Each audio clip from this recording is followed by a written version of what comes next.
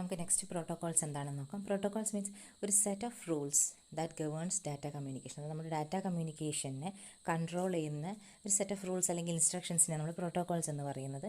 അപ്പോൾ അതിൽ നമ്മൾ എന്തൊക്കെ കമ്മ്യൂണിക്കേറ്റ് ചെയ്യണം, അതെങ്ങനെ കമ്മ്യൂണിക്കേറ്റ് ചെയ്യണം, അതെപ്പോഴാണ് കമ്മ്യൂണിക്കേറ്റ് ചെയ്യേണ്ടത്, അങ്ങനെയുള്ള എല്ലാ ഏത് ഫോമാറ്റിൽ കമ്മ്യൂണിക്കേറ്റ് ചെയ്യണം, അങ്ങനെയുള്ള കമ്മ്യൂണിക്കേഷൻ്റെ റിലേറ്റഡ് ആയിട്ടുള്ള റൂൾസ് ആൻഡ് ഇൻസ്ട്രക്ഷൻസിനെ നമ്മൾ പ്രോട്ടോകോൾസ് എന്ന് പറയുന്നത്. നമുക്ക് നെക്സ്റ്റ് പ്രോട്ടോകോൾ എലിമെൻറ്റ്സ് ഏതൊക്കെയാണെന്ന് നോക്കാം. അപ്പോൾ 5 എലിമെൻറ്റ്സ് ആണ് മെയിനായിട്ട് പ്രോട്ടോകോളിന് വരുന്നത്.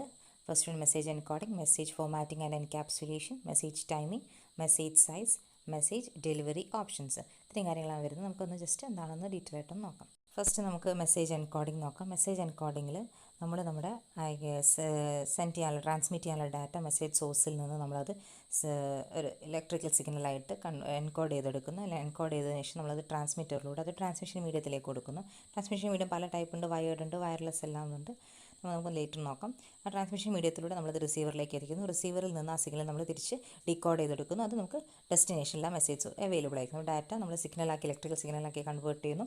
ദെൻ ടു ദ ട്രാൻസ്മിഷനിലേക്ക് നമ്മളത് കൊടുക്കുന്നു. ട്രാൻസ്മിഷനിൽ നിന്ന് ആ സിഗ്നൽ നമ്മൾ റിട്രീവ് ചെയ്തിട്ട് തിരിച്ച് നമ്മൾ അതിൽ നിന്ന് ഡാറ്റ നമ്മൾ ഡീകോഡ് ചെയ്തെടുക്കുന്നു.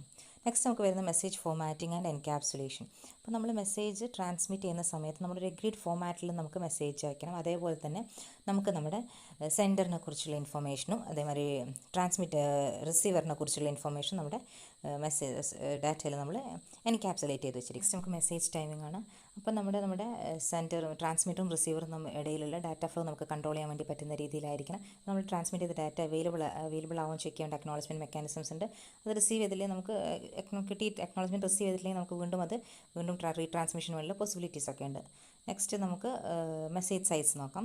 മെസ്സേജ് സൈസിൽ നമ്മൾ ചെയ്യുന്നത് നമുക്ക് ലോങ് മെസ്സേജസ് നമുക്ക് ട്രാൻസ്മിറ്റ് ചെയ്യാൻ വേണ്ടിയിട്ട് ബുദ്ധിമുട്ടായിരിക്കും. സോ നമ്മൾ ലോങ് മെസ്സേജസിന് നമ്മൾ ഷോർട്ട് പാർട്സ് ആക്കി ഡിവൈഡ് ചെയ്ത് സ്മോൾ പാക്കറ്റ്സ് ആക്കി നമ്മൾ അതിനെ ട്രാൻസ്ഫോം ചെയ്തിട്ടാണ് നമ്മൾ സെൻഡ് ചെയ്യുന്നത്. അപ്പോൾ നമുക്കിപ്പോൾ ഓരോ പാക്കറ്റ്സിന് നമ്പർ കൊടുത്തിട്ട് പാക്കറ്റ്സ് റിസീവ് ചെയ്തില്ലെങ്കിൽ നമുക്ക് പെട്ടെന്ന് മനസ്സിലാക്കാൻ വേണ്ടി പറ്റും നമ്പറിങ് ചെയ്യുന്നുണ്ട്. നെക്സ്റ്റ് നമുക്ക് മെസ്സേജ് ഡെലിവറി ഓപ്ഷൻസ് ആണ്. അപ്പോൾ മെസ്സേജ് നമുക്ക് ഏതൊക്കെ രീതിയിൽ ഡെലിവേർഡ് ആക്കാൻ പറ്റും. യൂണികാസ്റ്റ് മെക്കാനിസം, മൾട്ടി കാസ്റ്റ് ഉണ്ട്, ദെൻ ബ്രോഡ്കാസ്റ്റ് ഉണ്ട്.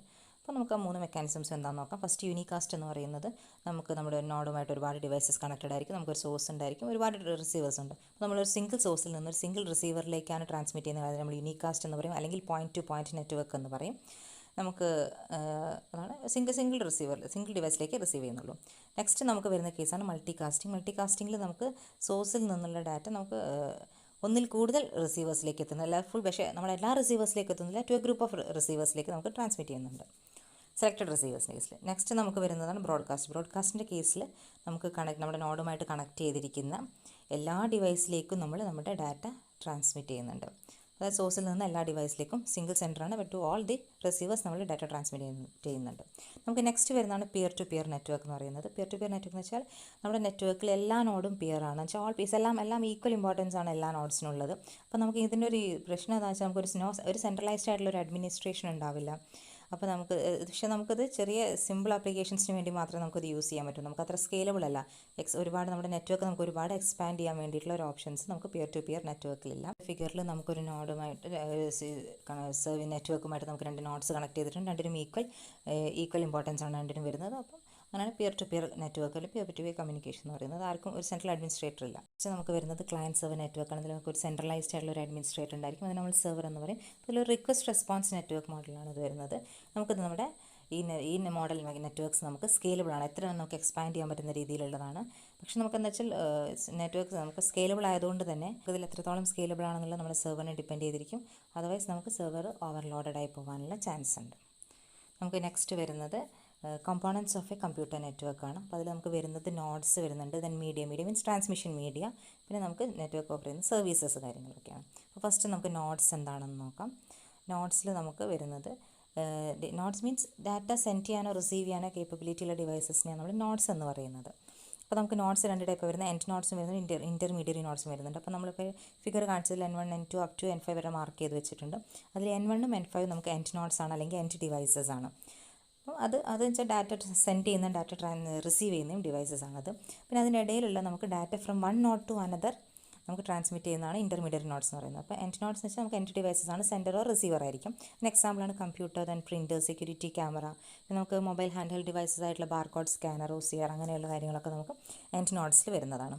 നമുക്ക് ഇൻ്റർമീഡിയറ്റ് നോഡ്സ് എന്ന് പറയുന്നത് നമുക്ക് ഒരു നോഡിൽ നിന്ന് വേറെ നോഡിലേക്ക് ഡാറ്റ ഫോർവേഡ് ചെയ്യുന്ന നോഡ്സിനാണ് ഇൻ്റർമീഡിയറ്റ് നോഡ്സ് എന്ന് പറയുന്നത്. അപ്പോൾ അതിൽ വരുന്ന switches, bridges, hubs, repeaters, mobile phone ടവറുകളെല്ലാം ഇൻ്റർമീഡിയറ്റ് നോഡ്സ് വരുന്നതാണ്.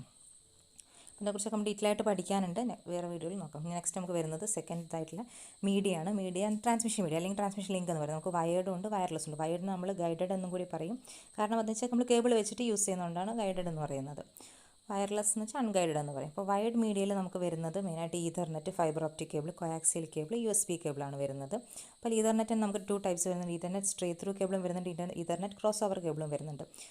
Straight through means different types of devices നമ്മൾ കണക്ട് ചെയ്യുന്ന നമുക്ക് തന്നെ സ്ട്രേറ്റ് ത്രൂ കേബിൾ എന്ന് പറയാം. ക്രോസ് ഓവർ ആണെങ്കിൽ സെയിം ടൈപ്പ് ഓഫ് ഡിവൈസസ് നമ്മൾ കണക്ട് ചെയ്യുന്നത് ക്രോസ് ഓവർ കേബിൾ എന്ന് പറയാം. ഫോർ എക്സാമ്പിൾ 2 സ്വിച്ച് നമ്മൾ കണക്ട് ചെയ്യുക അങ്ങനെയൊക്കെ വരുമ്പോൾ അതൊരു ക്രോസ് ഓവർ കേബിളാണ്. നെക്സ്റ്റ് ഫൈബർ ഒപ്റ്റിക് കേബിളിൽ നമ്മൾ ഒപ്റ്റിക് സൈഡ് ഫാസ്റ്റസ്റ്റ് മോഡാണ്. നമ്മളതിൽ നമുക്ക് നമ്മളതിൽ ഡാറ്റ ട്രാൻസ്മിറ്റ് ചെയ്യുന്നത് നമ്മൾ ഒപ്റ്റിക്കൽ മെത്തേഡിലാണ് നമ്മൾ ട്രാൻസ്മിറ്റ് ചെയ്യുന്നത്. നെക്സ്റ്റ് കോയാക്സിയൽ കേബിൾ എന്ന് പറയുമ്പോൾ നമ്മൾ അതാണ് യൂഷ്വൽ ഓഡിയോ വീഡിയോ കമ്മ്യൂണിക്കേഷൻ വേണ്ടി യൂസ് ചെയ്യുന്നത്. അപ്പോൾ നമ്മുടെ വീട്ടിൽ നമ്മുടെ ഡിഷിൽ നിന്ന് നമുക്ക് നമ്മുടെ സെറ്റ് ടോപ്പ് ബോക്സിലേക്ക് നമുക്ക് അതേമാതിരി നമ്മുടെ കേബിളിലേക്കൊക്കെ വരുന്ന കണക്ഷൻസ് വരുന്നത്.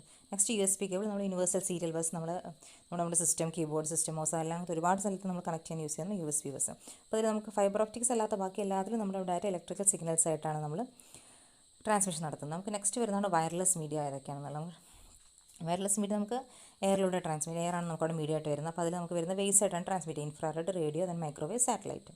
അപ്പോൾ നമുക്ക് ഇൻഫ്രാറെഡ് എന്ന് പറയുന്ന ഷോർട്ട് റേഞ്ചിനാണ് നമ്മൾ ഇൻഫ്രാറെഡ് യൂസ് ചെയ്യുന്നത്. മെയിനായിട്ട് നമ്മൾ TV റിമോട്ടിലൊക്കെയാണ് നമ്മൾ യൂസ് ചെയ്യുന്നത്.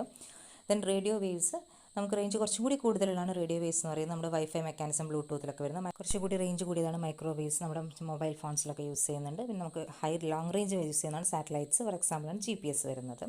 നെക്സ്റ്റ് നമുക്കതിൻ്റെ നെറ്റ്വർക്ക് സർവീസസ് ഏതൊക്കെയാണെന്ന് നോക്കാം. നമുക്ക് അതിന് ഫസ്റ്റ് വരുന്നതാണ് സ്റ്റോറേജ് സർവീസസ്. അതായത് നമ്മുടെ ഗൂഗിൾ ഡ്രൈവ് പോലെ നമുക്ക് സ്റ്റോർ ചെയ്ത് വെക്കാനുള്ള mechanism. Then file sharing, then email, നമുക്ക് ഓൺലൈൻ ഗെയിംസ് വരുന്നുണ്ട്. VoIP, voice over internet protocol, നമുക്ക് നമ്മുടെ കോളിംഗ് വാട്സപ്പൊക്കെ നമ്മൾ കോൾ ചെയ്യുന്നതൊക്കെ. ദെൻ വേൾഡ് വൈഡ് നമുക്ക് ഇൻ്റർനെറ്റ് ബ്രൗസിങ്ങിലെല്ലാം.